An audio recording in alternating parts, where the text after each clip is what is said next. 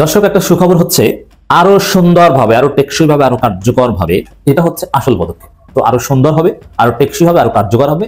প্রধান উপদেষ্টার সঙ্গে যুক্তরাষ্ট্রের রাষ্ট্রদূতের সাক্ষাৎ, অন্তর্বর্তী সরকারের প্রতি সমর্থন পুনর্ব্যক্ত।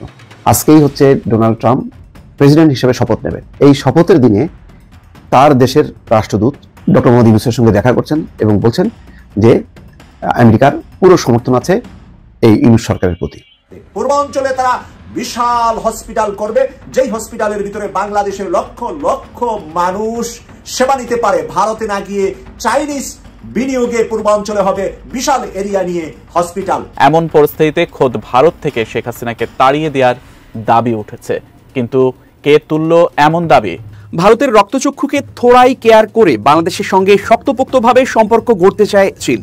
এজন্য অন্তর্বর্তী সরকারের কাছে ক্রমাগত আকর্ষণীয় প্যাকেজ বা প্রস্তাব পাঠাচ্ছেন প্রেসিডেন্ট শি জিনপিং এর প্রতিনিধিরা। অতি সম্প্রতি চীনের তরফে দুটি গুরুত্বপূর্ণ বিষয় এসেছে। প্রায় 16 বছর পর সেলুট আমার প্রিয় ভাই ইলিয়াস, তোমাকে। আমরা তোমাকে নিয়ে গর্বিত। এই দেশে তোমার মতো আর 10টা ইলিয়াস থাকলে এই দেশ কখনো পরাধীন হতো না। বিডিআর জওয়ানদের কথা কেউ বলেনি, এই সরকারও বলেনি। একজন ইলিয়াস লড়াই চালিয়ে গেছেন, সেই লড়াইতে বিজয় পেয়েছেন ইলিয়াস। ইলিয়াস ভাইদের মতো বীরেরা কিন্তু সংখ্যায় কমই জন্মায়, ঘরে ঘরে জন্মায় না। এটা ইলিয়াস ভাইয়ের পাওয়ার। ওই যে বললাম না যে বীরেরা সংখ্যায় কমই জন্মায়, ঘরে ঘরে কিন্তু বীরেরা জন্মায় না। যেই দু একটা আসে ইতিহাস। ট্রাম্পের শপথের দিন যা হলো ডক্টর মোহাম্মদ ইউনূসের। প্রিয় দর্শক, ডক্টর মোহাম্মদ ইউনূস আজকের দিনে সুখবর পেয়েছেন মার্কিন যুক্তরাষ্ট্রের কাছ থেকেই। সেই বিষয়ে আসবো এবং চুলচিরা বিশ্লেষণ করব। প্রস্তুত হয়ে যান, ভারতের সাথে যুদ্ধ অনিবার্য হবেই হবে। আমরা জয় শ্রীরাম স্লোগানকে প্রতিহত করব, নারায়ে তাকবীর, আল্লাহু আকবার স্লোগান দিয়ে। প্রিয় দর্শক শ্রোতা, আসসালামু আলাইকুম। নতুন একটা নিউজ ভিডিওতে আপনাদের জানাচ্ছি স্বাগতম। এইমাত্র পাওয়া তাজা এবং গরম খবর। ডক্টর মোহাম্মদ ইউনূস কিন্তু চরম এক হুঙ্কার দিয়ে কথা বলেছে ভারতের বিরুদ্ধে। আপনারা কিন্তু ভিডিওর অংশ বেশি দেখে বুঝে গিয়েছেন এ কেমন হুঙ্কার দিয়েছে ডক্টর মোহাম্মদ ইউনূস। নরেন্দ্র মোদী কিন্তু এক সাইডে চেপে গিয়েছে। আজকের এই ভিডিওটি খুব ইন্টারেস্টিং হতে চলেছে, আশা রাখবো সম্পূর্ণ দেখে যাবেন, একটু স্কিপ করবেন না। আমি আর বেশি কথা না বাড়িয়ে আপনাদের বিস্তারিত ভিডিওতে নিয়ে যাবো। তার আগে ছোট রিকোয়েস্ট আপনাদের কাছে, যারা এরকম ভিডিও দিতে পছন্দ করেন দ্রুত এই চ্যানেলটি সাবস্ক্রাইব করে পাশে থাকা বেল আইকনটি বাজিয়ে রাখবেন। ইতিমধ্যে যারা সাবস্ক্রাইব করে দিয়েছেন তাদের জানাচ্ছি অসংখ্য ধন্যবাদ। চলুন এই ভিডিওতে লাইক করে বিস্তারিত ভিডিওটি মোবাইল স্ক্রিন থেকে ধারাবাহিকভাবে একের পর এক দেখে আসি। ডোনাল্ড ট্রাম্পের শপথের দিন বাংলাদেশের অন্তর্বর্তীকালীন সরকারের প্রধান উপদেষ্টা ডক্টর মোহাম্মদ ইউনূসের কি হয়েছে? প্রিয় দর্শক, ডক্টর মোহাম্মদ ইউনূস আজকের দিনে সুখবর পেয়েছেন মার্কিন যুক্তরাষ্ট্রের কাছ থেকেই। সেই বিষয়ে আসবো এবং চুলচিরা বিশ্লেষণ করব। ট্রাম্প ক্ষমতায় আসলে ডক্টর মোহাম্মদ ইউনূস বেকায়দায় পড়বেন, কিন্তু উল্টো ঘটনা দেখা গেল। আজকে সুখবর পেলেন ডক্টর মোহাম্মদ ইউনূস। কি সেই সুখবর? আপনারা জানেন যে বাংলাদেশে আমেরিকার একজন রাষ্ট্রদূত ছিলেন, তার নাম পিটার হাস। তিনি ব্যাপক আকারে আলোচিত, কারণ আওয়ামী লীগ সরকারের আমলে তিনি ব্যাপকভাবে তৎপরতা চালিয়েছিলেন বাংলাদেশের অভ্যন্তরে, বিশেষ করে সুশাসন, গণতন্ত্র, নির্বাচন, এসব বিষয়ে পিটার হাস ব্যাপক কাজ করেছিলেন। কিন্তু নির্বাচনের 1 মাস আগে হঠাৎ করেই তিনি নিশ্চুপ হয়ে যান। পরে জানা যায় যে ভারতের সঙ্গে মার্কিন যুক্তরাষ্ট্রের একটা সমঝোতার কারণে পিটার হাস তার কর্মতৎপরতায় ছেদ ঘটান। যাই হোক প্রিয় দর্শক, আজকে ডক্টর মোহাম্মদ ইউনূসের সঙ্গে যুক্তরাষ্ট্রের বাংলাদেশস্থ ভারপ্রাপ্ত রাষ্ট্রদূত টেসিয়ান জ্যাকবসন সাক্ষাৎ করেছেন। কেন আজকেই সাক্ষাৎ করতে হলো? কারণ আজকে তো তার দেশের প্রেসিডেন্টের শপথ। এটা কাকতালীয় হতে পারে অথবা পরিকল্পিতও হতে পারে। সাক্ষাতে উন্নয়ন এবং সন্ত্রাসবাদ মোকাবেলা সহ বিভিন্ন বিষয়ে অন্তর্বর্তীকালীন সরকার এবং ডক্টর মোহাম্মদ ইউনূসের প্রতি নিরঙ্কুশ সমর্থন পুনর্ব্যক্ত করেছেন টেসিয়ান জ্যাকবসন। ইউনূসের সঙ্গে সাক্ষাৎকালে তিনি বলেন, আমরা একটি জাতি হিসেবে আপনাদের সরকারকে বিভিন্নভাবে সহায়তা করতে প্রস্তুত। এটা একটা বড় ধরনের কমপ্লিমেন্ট। প্রধান উপদেষ্টার চলমান সংস্কার উদ্যোগ, জুলাই ঘোষণাপত্র নিয়ে রাজনৈতিক ঐক্যমত্য গড়ে তোলার প্রচেষ্টা এবং পরবর্তী সাধারণ নির্বাচন পরিকল্পনা সম্পর্কেও দুই নেতার সঙ্গে আলোচনা হয়। প্রধান উপদেষ্টার প্রেস উইং থেকে জানানো হয় যে মার্কিন যুক্তরাষ্ট্রের রাষ্ট্রদূত ডক্টর মোহাম্মদ ইউনূসের সঙ্গে পুরোপুরি একমত পোষণ করেছেন। রাষ্ট্রদূত টেসিয়ান জ্যাকবসন তিনি বলেছেন যে ভবিষ্যতে যে সংস্কার প্রক্রিয়া বাস্তবায়িত হবে সেক্ষেত্রেও মার্কিন যুক্তরাষ্ট্র সহায়তা করতে চায়। এর পরিপ্রেক্ষিতে প্রধান উপদেষ্টা বলেছেন তার সরকার দেশের প্রত্যেক নাগরিকের জন্য ন্যায় বিচার নিশ্চিত করতে প্রতিজ্ঞাবদ্ধ। ঘণ্টাব্যাপী এই বৈঠক চলে। প্রধান উপদেষ্টা এবং রাষ্ট্রদূত টেসিয়ান জ্যাকবসন বাংলাদেশের সঙ্গে প্রতিবেশী দেশগুলোর সম্পর্ক, রোহিঙ্গা সংকট সমাধানে অগ্রগতি এবং মিয়ানমারের নিরাপত্তা পরিস্থিতি নিয়েও আলোচনা করেন। যখন ডোনাল্ড ট্রাম্প শপথ নিচ্ছেন তখন ডোনাল্ড ট্রাম্পের প্রতিনিধি ঢাকাস্থ রাষ্ট্রদূত জ্যাকবসন বৈঠক করছেন ডক্টর মোহাম্মদ ইউনূসের সঙ্গে। কি বার্তা দিচ্ছে? এই সম্পর্কটি যে আসলে তলানিতে যাবে না বা শীতল হবে না, সেই বার্তাই কিন্তু আমরা পাচ্ছি। তাহলে ওই যে আওয়ামী লীগের পক্ষ থেকে বয়ানটি দেওয়া হচ্ছে বা ভারতের পক্ষ থেকে যে ধরনের উচ্ছ্বাস প্রকাশ করা হচ্ছে যে ট্রাম্প ক্ষমতা এলে বাংলাদেশের অন্তর্বর্তী সরকার বেকায়দায় পড়বে, তার কি হবে? এক্ষেত্রে আওয়ামী লীগ কিছু কৌশল গ্রহণ করেছে। প্রথম কৌশল হচ্ছে, ইতিমধ্যে আওয়ামী লীগ মার্কিন যুক্তরাষ্ট্রের লবিস্ট নিয়োগ করেছে যাতে যুক্তরাষ্ট্রকে দল হিসেবে তার পক্ষে রাখতে পারে। দ্বিতীয় বিষয় হচ্ছে, মার্কিন যুক্তরাষ্ট্র যাতে বাংলাদেশকে ভারতের চোখ দিয়ে দেখে এবং এটা যেন অব্যাহত থাকে সেই প্রচেষ্টা চালানো আওয়ামী লীগের তৃতীয় কর্মকৌশল হচ্ছে, ট্রাম্প যেন বাংলাদেশকে একটি মৌলবাদী জঙ্গি রাষ্ট্র হিসেবে বিবেচনা করে সেই বিষয়ে প্রচেষ্টা চালানো। আরেকটি হচ্ছে, বাংলাদেশে পুনরায় আওয়ামী লীগ যেন ফিরে আসতে পারে সেই জন্য অব্যাহতভাবে কূটনৈতিক চাপ প্রয়োগ করা মার্কিন যুক্তরাষ্ট্রের পক্ষ থেকে। এই কৌশলগুলো নিয়েই মূলত আওয়ামী লীগ এগুচ্ছে। আর এক্ষেত্রে ভারতের বিজেপি সরকারকে কাজে লাগাতে চায়। বিশেষ করে ডোনাল্ড ট্রাম্পের সঙ্গে নরেন্দ্র মোদীর যে সম্পর্ক রয়েছে সেই সম্পর্কের সুতো ধরে যদি বাংলাদেশে আবার আওয়ামী লীগ পুনর্বাসিত হয় তাহলে সেটাই তাদের জন্য লাভের একটা বিষয়। কিন্তু আপনারা জানেন যে ডোনাল্ড ট্রাম্প ইতিমধ্যে বেশ কিছু ইস্যুতে ভারতের বিরুদ্ধে তোপ দাগিয়েছেন। বিশেষ করে বিভিন্ন পণ্যে কর আরোপের প্রসঙ্গ, যুক্তরাষ্ট্রের অভ্যন্তরে গিয়ে ভারতীয় গোয়েন্দা সংস্থা কর্তৃক বিভিন্ন ব্যক্তিবর্গকে নাজেহাল এবং হত্যা করার অভিযোগ সহ নানা বিষয়ে ইতোমধ্যে ট্রাম্পের সঙ্গে মোদির একটা দূরত্ব তৈরি হয়েছে। প্রিয় দর্শক, আরো কিছু সমস্যা তৈরি হয়েছে, যেমন কিয়ার স্টারমারের সঙ্গেও ডোনাল্ড ট্রাম্পের দূরত্ব তৈরি হয়েছে। আমেরিকার ডিপ স্টেট কি ভাবছে? আমেরিকার ডিপ স্টেট কিন্তু এই মুহূর্তে আওয়ামী লীগের পক্ষে নয়।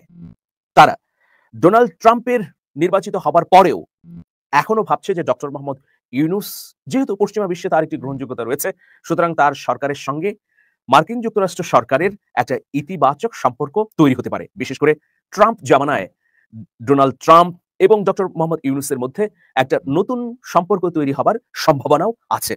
সীমান্তের বিজিবির কয়েকজন সদস্যের সাথে আমার কথা হয়েছে, মানে আমাদের বিডিআর সদস্যদের সাথে, মানে বাংলাদেশের অঞ্চলে ঢুকে তারা এভাবে গাছ কেটে নেয়, তখন বাধা দেয় বাংলাদেশিরা, তখন তাদের উপর এই আক্রমণটা হয়। বলা হচ্ছে যে বাংলাদেশিরা সেখানে যে ভূমিকাটা নিয়েছিল এটার পুরো পৃথিবীতে প্রশংসা করা হচ্ছে। বাংলাদেশিরা ভারতের সেই বিএসএফ এর সামনে এবং উগ্রপন্থী ভারতীয়দের সামনে তারা একেবারে আবু সাইদের মতো দাঁড়িয়ে পড়ে। বিজিবির বেশ কয়েকজন সদস্য জানিয়েছেন, সেদিন যদি বাংলাদেশিদেরকে কন্ট্রোল করা না হতো, তারা এতটা আক্রমণাত্মক ছিল ওই উগ্রদের ব্যাপারে যে বড় কিছু ঘটে যেত। বিজিবি সদস্যরা বাংলাদেশিদেরকে বোঝান যে তোমাদের জন্য একটি ফাঁদ তৈরি করেছে, অতএব তোমরা আজকে মাথা ঠান্ডা রাখবে। এবং প্রতিটা বাংলাদেশি ওই উগ্রদের প্রতিবাদ করেছে, কিন্তু কেউ আইন হাতে তুলে নেওয়ার মতো কাজটি করেনি। বিজেপি সদস্যরা বলেছে যে আমাদের বাংলাদেশিদের মধ্যে যে এত দেশপ্রেম, এটি আমরা সেদিন বুঝতে পেরেছি। কয়েকটা উদাহরণ দিয়ে তারা বললেন যে আমরা বিজেপি সদস্যরা যখন দাঁড়িয়েছিলাম ওই স্থানটিতে সীমান্ত অঞ্চলে, তখন ওপার থেকে ওই উগ্ররা আমাদেরকে টার্গেট করার জন্য হাত বোমাও ছুড়েছিল, কিন্তু বাংলাদেশিরা সামনে দেয়ালের মতো দাঁড়িয়েছিল। বাংলাদেশের জনগোষ্ঠী বলেছে যে আমরা বেঁচে থাকতে আমাদের একজন বিডিআর সদস্যের এতটুকু ছোঁয়া লাগতে দেব না। বিজেপি সদস্যরা যখন এই তথ্যগুলো দিয়েছেন, আমি তাদের কণ্ঠে বা কথা এটুকু বুঝতে পেরেছি যে তাদের চোখ হয়তো ভিজে যাচ্ছে। তারা বলছে 15 বছর ধরে আমাদেরকে এভাবে বিড়াল বানিয়ে রাখা হয়েছে, আমাদের এই বাঘগুলোকে ওরা বিড়াল ভেড়া বানিয়ে রেখে দিয়েছিল, কে? শেখ হাসিনা। আজকে বিডিআর বলছে যে আজকে আমাদের বুকে সাহস ফিরে এসছে, আজকে আমরা চোখে চোখ রেখে কথা বলতে পারি, বন্দুকের বিরুদ্ধে বন্দুক ব্যবহার করতে পারি, বুলেটের বিরুদ্ধে বুলেট ব্যবহার করতে পারি। মনে হচ্ছে যে আমরা আজ স্বাধীন হয়েছি। বিগত 15 থেকে 18 বছর মনে হচ্ছে আমরা পরাধীন রাষ্ট্রে বাস করি। আমরা এতদিন পরাধীন ছিলাম, এতদিন ধরে বর্ডারে আমাদের ভাই বোনদের মারতো ওরা, আর আমরা সেই লাশ বুঝে নেওয়ার জন্য পতাকা বৈঠক করতাম। আমরা আমাদের হাতে যে অস্ত্র কখনো ব্যবহার করতে পারতাম না, উল্টো আমরা আতঙ্কে থাকতাম যে আমরা কোনো কারণে যদি ওদের সাথে সংঘর্ষে জড়াই আমাদের চাকরি থাকবে কিনা, আমাদের প্রাণ রক্ষা হবে কিনা, আমাদের সরকারই আমাদের কত বড় শাস্তির মুখে ফেলবে। কে বলছে? বিডিআর সদস্যরা। বুঝতে পারছেন? তো যখন আমাদের উপর ওরা অ্যাটাক করতে নামে, আমাদের ভূখণ্ডের আমাদের জনগণগুলো আমাদের সামনে দেয়ালের মতো দাঁড়িয়ে যায়, এবং এরা কেউ বিশৃঙ্খল হয় না। এরা প্রতিটা মুহূর্তে আমাদের চোখের দিকে তাকিয়ে বোঝার চেষ্টা করে আমরা কতটুকু অনুমতি দিচ্ছি তাদেরকে, ওদের সঙ্গে এই লড়াইটা যে ছড়িয়ে পড়ছে আমরা কতটুকু অনুমতি দিচ্ছি, কতটুকু করা উচিত। বিডিআর সদস্য বাংলাদেশিদেরকে প্রশংসা করে ভাসালেন। আবার বাংলাদেশিরা বললেন আমাদের বিডিআর সদস্যরা, যাদেরকে আমরা এখন বিজিবি বলি, তাদেরকে বিগত 15 থেকে 18 বছর এত সাহসী দেখিনি। আজকে তারা যেভাবে অস্ত্র হাতে ওদের সামনে দাঁড়ায়, ওরা একটা গুলি করলে এরা 5টা গুলি করছে, এটা এতদিন আমরা দেখিনি। দেশ কিভাবে স্বাধীন হয় বুঝতে পারছেন? স্বাধীন দেশ কাকে বলে বুঝতে পারছেন? যারা আওয়ামী লীগের ভোটার রয়েছেন, বা যারা এখনো আওয়ামী লীগ বা শেখ হাসিনার জন্য কান্না করেন, তারা তো বাংলাদেশে 71 দেশ স্বাধীনের ইতিহাস শোনান, সবচেয়ে বড় মুক্তিযুদ্ধের দাবিদার নিজেকে ঘোষণা করেন। কিন্তু আপনারা কি করেছেন?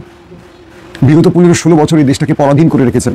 দেশটা এখন স্বাধীন হয়েছে। কেবল এখানেই নয়, চাঁপাইনবাবগঞ্জ নয়, বাংলাদেশের প্রতিটা সীমান্তে যেখানে উত্তেজনা ছড়িয়ে পড়ছে সেখানে আমাদের বিডিআর জওয়ানরা ওদের সাথে চোখে চোখ রেখে কথা বলছে। উল্টো আমরা চাঁপাইনবাবগঞ্জে দেখেছি বিএসএফ ক্ষমা চেয়েছে বিজিবির কাছে। বুঝতে পারছেন, ভারতের গণমাধ্যমগুলো মিথ্যা প্রচার করছে, মিথ্যা প্রোপাগান্ডা ছড়াচ্ছে, তারও শক্ত জবাব দিচ্ছে বাংলাদেশ। এই দেশ স্বাধীন হওয়ার পর 5 আগস্টের পর থেকে ইলিয়াস বিডিআর জওয়ানদের জন্য প্রতি মুহূর্তে ফাইট করেছেন। তার এই একক চেষ্টায় বলবো আজ বিডিআর জওয়ানরা মুক্তি পেয়েছেন। সেলুট আমার প্রিয় ভাই ইলিয়াস তোমাকে। তুমি সাংবাদিকতার মূল জায়গাতে রয়েছে। এই দেশে প্রথম আলো, ডেইলি স্টারকে নিয়ে আমাদের বহু ব্যক্তিরা মুখে ফেনা তুলে ফেলেন। বাংলাদেশের শতাধিক গণমাধ্যম রয়েছে, কেউ এই কথাগুলো বলেনি। প্রবাসে বসে থেকে তুমি সেই মানুষগুলোর কান্না আমাদের প্রতিদিন শুনিয়েছিলে ইলিয়াস। আমরা তোমাকে নিয়ে গর্বিত। এই দেশে তোমার মতো আর 10টা ইলিয়াস থাকলে এই দেশ কখনো পরাধীন হতো না। বিডিআর জওয়ানদের কথা কেউ বলেনি, এই সরকারও বলেনি, না বিএনপি না জামাত কেউ বলেনি। একজন ইলিয়াস লড়াই চালিয়ে গেছেন, সেই লড়াইতে বিজয় পেয়েছেন ইলিয়াস।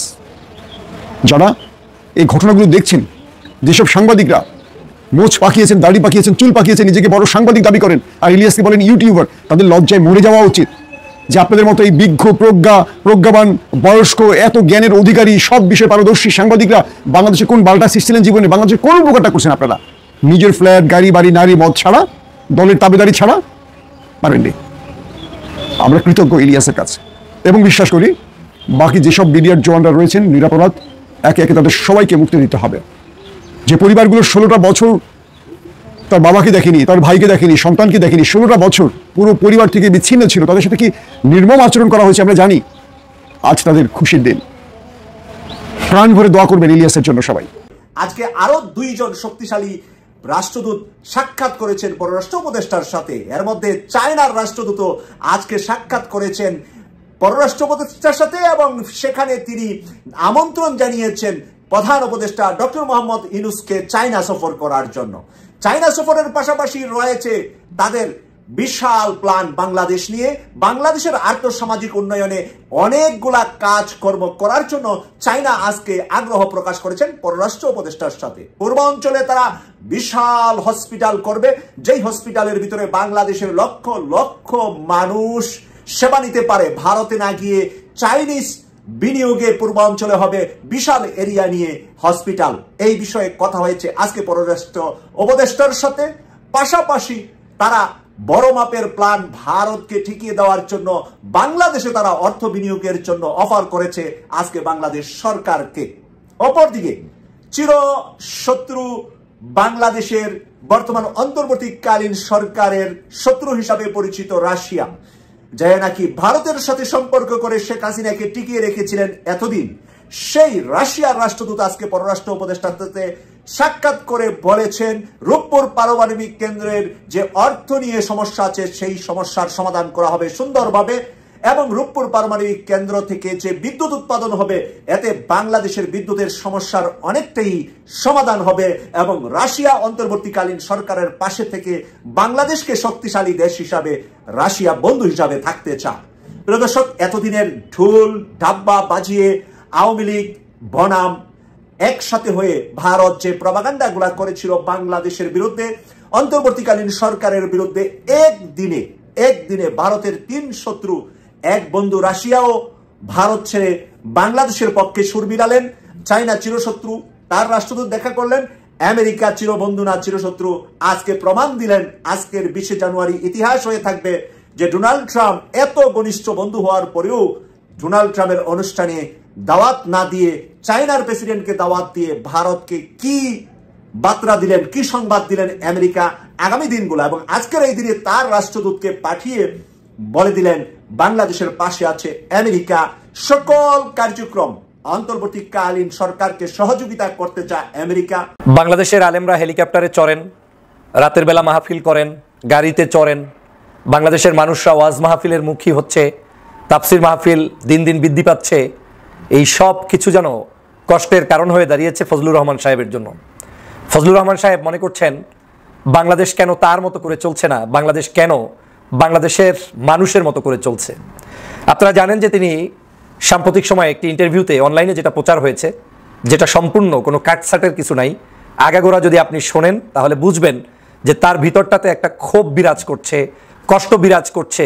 কেন এদেশের আলেমরা হেলিকপ্টারে চড়ছে, গাড়িতে চড়ছে, কেন এদেশে হাজার হাজার লক্ষ লক্ষ মানুষ যাচ্ছে, হাজারো মাহফিল হচ্ছে, এই কাজগুলো যেন তার খুব কষ্ট দিচ্ছে তাকে।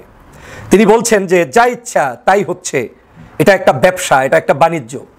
আলেমরা যে মাহফিল করছেন এটা নাকি ব্যবসা, এটা নাকি বাণিজ্য, এটা পৃথিবীর কোন দেশে আছে? তিনি উদাহরণ দিয়ে বলছেন সৌদি আরবে নাই, লেবাননে নাই, লিবিয়ায় নাই, সিরিয়ায় নাই, ইরানে নাই, পাকিস্তানে নাই, ইরাকে নাই, এরকম করে অনেক রাষ্ট্রের উদাহরণ তিনি দিয়েছেন। কিন্তু তিনি এই উদাহরণ দেননি সেই সব দেশে এই সকল কালচার নাই যেটা বললেন, তাহলে ওই দেশে কি কি কালচার আছে সেইটা বাংলাদেশে কেন নাই, সেই প্রশ্ন তিনি করেন নাই। তিনি প্রশ্ন করেন নাই যে চুরি করলে হাত কেটে দেয় সৌদি আরব, বাংলাদেশে চুরি করলে হাত কাটা কেন হয় না, সেই প্রশ্ন তিনি করেন নাই। তিনি করেন নাই ইরানে স্কার্ফ ছাড়া চলা যায় না, তার প্রত্যেকটি নাগরিককে রাস্তাঘাটে অফিস আদালতে স্কার্ফ পরে চলতে হয়, বাংলাদেশে তো এই আইনটি নাই, তাহলে আপনি কেন প্রশ্ন তুললেন না? আপনি প্রশ্ন তুললেন এদেশে কেন মাহফিল হয়, রাতভর কেন মাইক হয়, কেন মাহফিলের নামে মানে জনসমাবেশ হয়, ওটাকে কি বলে, ধর্ম ব্যবসা হয়, কিংবা ব্যবসা হয়, বাণিজ্য হয়, মাহফিলের নামে রাজনৈতিক বক্তৃতা হয়। আপনি কোনটাকে রাজনৈতিক বক্তৃতা মনে করেন বাংলাদেশের মাহফিলগুলোতে? আপনি কি করে বললেন বাংলাদেশে এখন যা হচ্ছে এটা কোনোভাবে মেনে নেওয়া যায় না? আপনি বলছেন যে বাংলাদেশে বর্তমানে শিক্ষা, সংস্কৃতি, নাটক, যাত্রা, গান, বাউল, মাজার সব শেষ হয়ে যাচ্ছে। কোথায় শেষ হয়েছে আমাকে বলেন তো? বাংলাদেশের কোনো আলেম, কোনো ইসলাম প্রিয় স্কলার, কোনো ধর্মভিত্তিক মানুষরা আজ পর্যন্ত কোনো সিনেমা হলে আঘাত করেছে? আজ পর্যন্ত কোনো বেপর্দা কিংবা যেটাকে ইসলাম ধর্মভিত্তিক যে ধরনের কার্যক্রম পরিচালিত হওয়া উচিত, করা উচিত কিন্তু করে নাই, তার কারণে কোনো নায়ক, নায়িকা, গায়ক, গায়িকা, শিল্পী, সাহিত্যিক, কবি কাউকে এই দেশের কোনো সত্যিকার ধর্মপ্রাণ মানুষরা আক্রান্ত করেছে, তাকে জুলুম করেছে? হয়নি। বাংলাদেশের 53 বছরের ইতিহাস হচ্ছে এদেশের ধর্মপ্রাণ মানুষরা বরং আমাদের তুলনায় যারা রাজনীতি করছি হাজার গুণে, লক্ষ গুণে, কোটি গুণে ভালো, তারা অন্তত পক্ষে এই দেশটাকে শান্ত রাখতে চায়।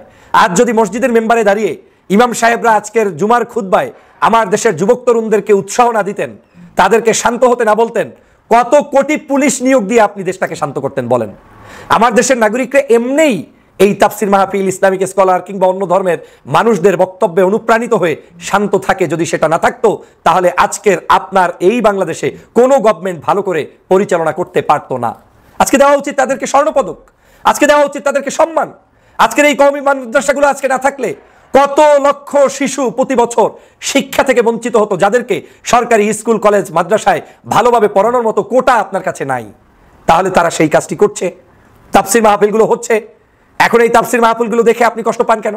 বাংলাদেশের নাটক, সিনেমা, গান, মঞ্চ, বাদ্যযন্ত্র থেকে যদি যুব সমাজ নিজ দায়িত্বে কোনো মাহফিল করে, তাফসির মাহফিল করে, লক্ষ লক্ষ লোকগুলো যদি আলেমের সেই ওয়াজে যায়, তাহলে আপনার আমার জ্বলার কারণটা কি? এটা তো তার নৈতিক অধিকার, এটা তো তার ব্যক্তিগত স্বাধীনতা। একজন ব্যক্তি গানের মঞ্চে যাওয়াও যেমন স্বাধীনতা, একজন ব্যক্তি তাফসির মাহফিলে আসাও তার স্বাধীনতা। আজকে কোথায় দেখেছেন? বাংলাদেশে তো আজহারি সাহেবের মাহফিল হয়, শায়েখ আহমদুল্লাহ সাহেবের মাহফিল হয়, পীর মাশায়েখদের মাহফিল হয়। কোন মাহফিলে বিরিয়ানি দিয়ে, খিচুড়ি দিয়ে, গাড়ি দিয়ে, বাড়ি দিয়ে, টাকা দিয়ে, লোভ দিয়ে, পদপদবি দিয়ে মানুষকে নেওয়া হয়েছে?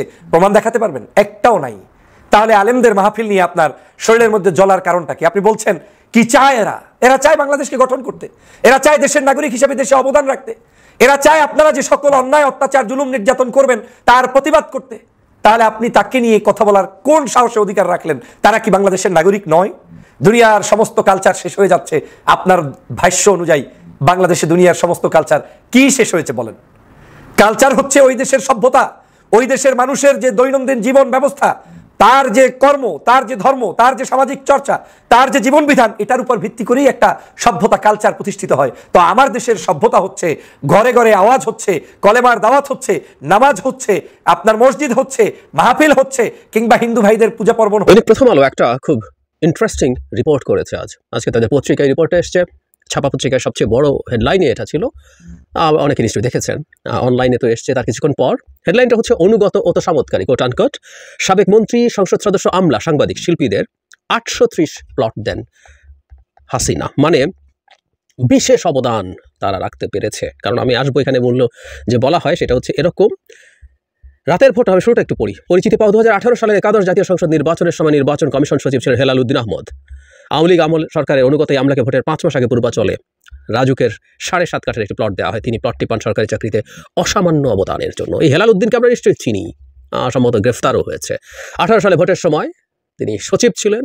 এরপর তাকে এলজিআরটিতে সচিব করে পাঠানো হয়েছে পুরস্কার হিসেবে, এবং তার অবসরের সময় এসে তাকে প্রমোদ ভ্রমণ করে আনা হয়েছে স্টাডি ট্যুরের নামে বিদেশ থেকে। অনেক কথাবার্তাগুলো নিয়ে হচ্ছে, আমরা কথাবার্তা বলেছি। অসামান্য অবদান তারা রেখেছেন, মানে 830 জন বিভিন্ন ক্যাটাগরিতে। আমরা এখানে প্রথম আলোতে যেগুলো আছে একটু কয়েকটা উদাহরণ আছে। 2014 সালে নবম জাতীয় সংসদের একতরফা নির্বাচনের পর সংরক্ষিত নারী আসনে আওয়ামী লীগের মনোনয়ন সদস্য হন পিনু খান। তার ছেলে বখতিয়ার আলম ওরফে রনিকে 2013 সালে জাতীয়ভাবে অসামান্য অবদানের জন্য একটি প্লট দেওয়া হয়। ইস্কাটনে ওই যে এলোপাথাড়ি গুলি করে 2জন রিক্সা চালককে হত্যা করেছিল, মনে আছে আমাদের নিশ্চয়ই, খুবই আলোচিত ঘটনা। উনি বিরক্ত হয়েছেন জ্যাম দেখে, মাতাল অবস্থায় সমানে চারপাশে গুলি করে 2জন রিক্সা চালককে হত্যা করেন। তার আগে তিনি অসামান্য অবদান রেখেছিলেন।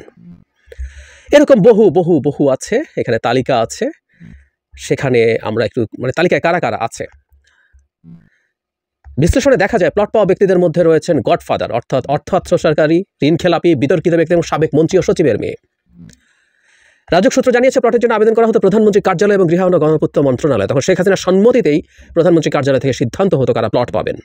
সেই তালিকা পাঠানো হতো মন্ত্রণালয় হয়ে রাজুকে, বোর্ড সভায় শুধু কাগজ অনুমোদন হতো। 13A সংক্রান্ত উপবিধিত কোটা সংক্রান্ত 7 নং ধারায় বর্তমান অন্তর্বর্তী সরকার বাতিল করেছে। যে কোটাটা ছিল এটা সরকার 13A যে উপবিধি এটা বাতিল করেছে। আওয়ামী লীগের সাবেক মন্ত্রী 3টি আবাসন প্রকল্প রয়েছে পূর্বাঞ্চলে, মোট প্লট 26,213টি, ঝিলমিলে 1,774টি, তৃতীয় প্রকল্পে 8,414টি। খুব কম দামে কাঠা প্রতি 15 থেকে 20,000 টাকা সাধারণ মানুষের কাছে জমি অধিগ্রহণ করে সংস্থাটি আবাসন প্রকল্প করেছে। পর্যালোচনা করে দেখা যায় অসামান্য অবদানের নামে প্লট পাওয়া 22 জন সাবেক মন্ত্রীর মধ্যে রয়েছে, নাম আছে একটু পড়ি: শাহজাহান খান, ফারুক খান, আনিসুল হক, রাজিউদ্দিন আহমেদ রাজু, মায়া, আসাদুজ্জামান খান, মোজাম্মেল হক, জাহিদ মালিক, দীপু মনি, তাজুল ইসলাম, কামরুল ইসলাম, নুরুজ্জামান আহমেদ, নুরুল মজিদ, হুমায়ুন, ওবায়দুল মুক্তাদিন, নুরুল ইসলাম বিএসসি, মুজিবুল হক, আফসারুল আমিন, আব্দুল মতিন খসরু, সুরজিৎ সেনগুপ্ত, মহিবুল হাসান। 12 জন প্রতিমন্ত্রীও পেয়েছে, নাম বলছি না এখন।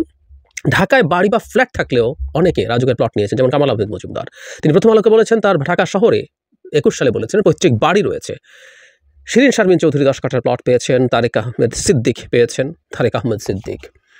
এই দেশের গুম এবং বিচার বহির্ভূত হত্যাকাণ্ড সহ ভয়ঙ্কর সব মানবাধিকারের লঙ্ঘনের সাথে জড়িত। মশিউর রহমান পূর্বাচলের তিনিও 10 কাঠার প্লট পেয়েছেন।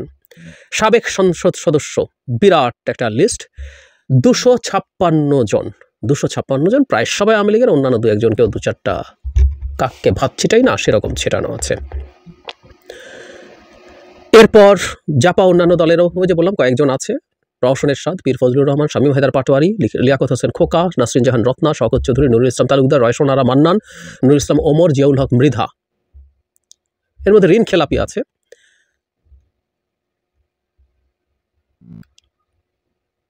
আরও কেউ বিএনপির সংসদ সদস্য আসিফা আশরাফি ওরফে পাপিয়া ও রাজুকের প্লট নিয়েছেন, প্লট পেয়েছেন। বিএনপির সাবেক সংসদ সদস্য আব্দুস সত্তার ব্রাহ্মণবাড়িয়া 2 উপনির্বাচনে আওয়ামী লীগের সমর্থনে অংশ নিয়ে দল ছুট হন। বিকল্প ধারার মাহিবি চৌধুরী, জাসদের রেজাউল করিম ও বাংলাদেশ ওয়ার্কার পার্টির মুস্তফা লুৎফুল্লাহ এরা পেয়েছেন।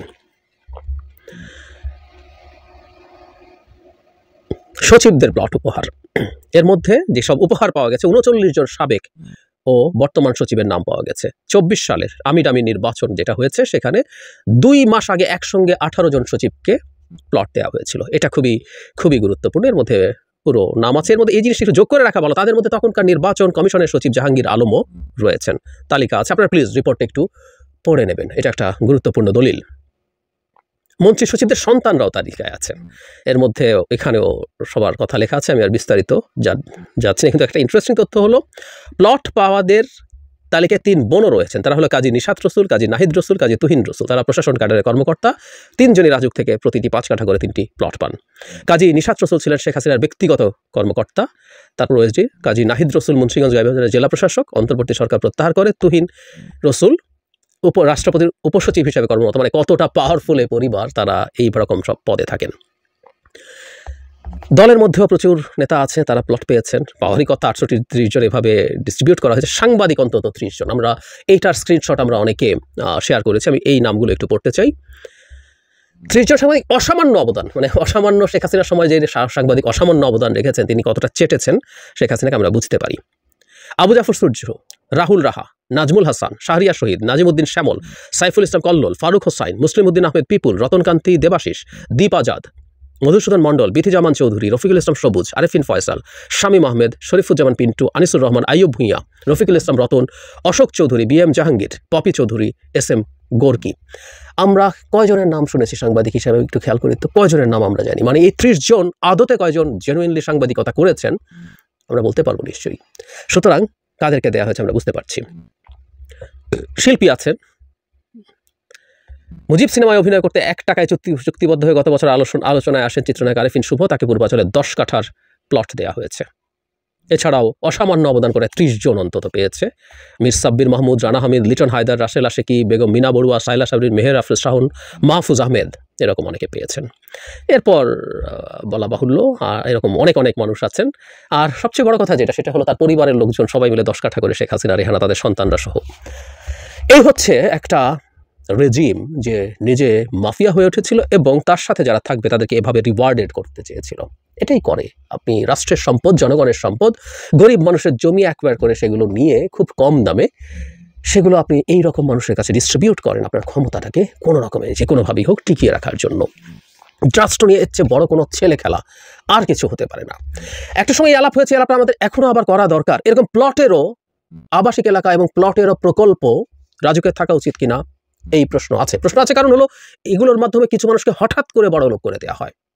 এরা কেউ বিক্রি করেন, না বিক্রি করলে এগুলো এরপর ডেভেলপারকে দিয়ে বেসুমার টাকার মালিক বনে যান।